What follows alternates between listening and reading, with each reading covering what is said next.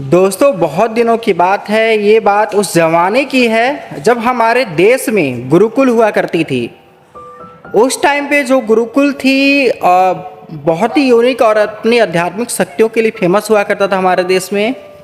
उस गुरुकुल में बहुत सारे विद्यार्थी हुआ करते थे, लेकिन उनमें से सबसे ज़्यादा प्रतिभाशाली 3 दोस्त थे जिनके नाम दीपक, धीरज और धर्मेंद्र थे। तीनों को अपनी विधा का बहुत ज़्यादा ज्ञान था और जिसके कारण उन तीनों को घमंड भी था। अपने अपनी विधा से वे तीनों बहुत शरारत किया करते थे, बहुत परेशान किया करते थे लोगों को, जिससे उनके जो अध्यापक थे, गुरुजी थे, काफ़ी क्रोधित रहते थे और काफ़ी चिंतित रहते थे। उनको इसके लिए दंडित भी करते थे, लेकिन इन तीनों को अपनी कला और चमत्कारी शक्तियों का बड़ा घमंड था और काफ़ी ज्ञानी भी थे।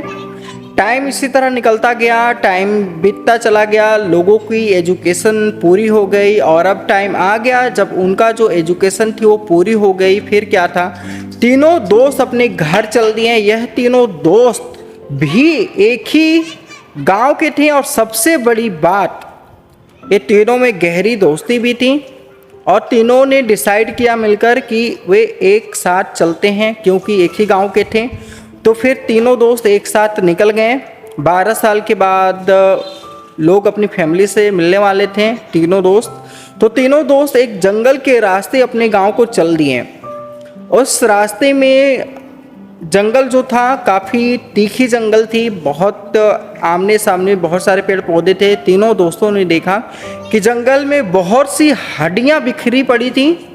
दीपक ने अनुमान लगाकर कहा, ये तो किसी शेर की हड्डियां लगती है मुझे। मैं चाहूँ तो सभी हड्डियों को अपनी ज्ञान और विधा की शक्ति से इसे जोड़ सकता हूँ। धीरज को भी अपनी विधा का घमंड था, क्या था तो वह भी बोल पड़ा, अगर ये शेर की हड्डियां हैं तो मैं इनको अपनी विधा द्वारा शेर की खाल तैयार करके उसमें डाल सकता हूँ और इस तरह उसमें खाल लगा सकता हूँ। फिर दीपक और धीरज की बातें सुनकर धर्मेंद्र को भी घमंड जो था वो उमड़ पड़ा और उसने भी कहा, तुम दोनों इतना काम कर सकते हो तो मैं भी कैसे पीछे रह सकता हूँ, अपनी विधा द्वारा इसमें मैं भी प्राण डाल सकता हूँ। फिर क्या था, तीनों दोस्तों ने अपनी विधा का प्रयोग करने लगे और कुछ देर बाद दीपक ने सारी हड्डियों को जोड़ दिया और धीरज ने उस शेर में खाल डालने का काम किया। फिर क्या था, अब बारी थी धर्मेंद्र की, अब उसको आजमाना था अपना ज्ञान। धर्मेंद्र भी चुप कहाँ रहने वाला था, उसने भी आवेश में आकर अपनी ज्ञान में घमंड से शेर के शरीर में हूबहू जान डाल दी। अब क्या था, थोड़ी देर में तीनों दोस्तों के सामने एक भयानक सा खूंखार शेर जीवित हो उठा और उनके सामने खड़ा हो गया। ये तीनों अब शेर को देखकर थर थर कर कर कांपने लगे, मगर शेर के पेट में तो एक भी दाना नहीं था, वो भूखा था काफ़ी दिनों से।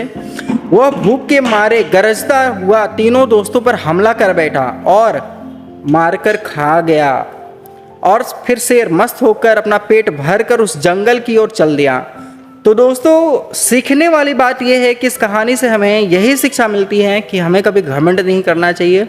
घमंडी को हमेशा दुख का ही सामना करना पड़ता है। यदि वे तीनों दोस्त अपनी विद्या का घमंड ना करते तो उन्हें जान से हाथ ना धोने पड़ते।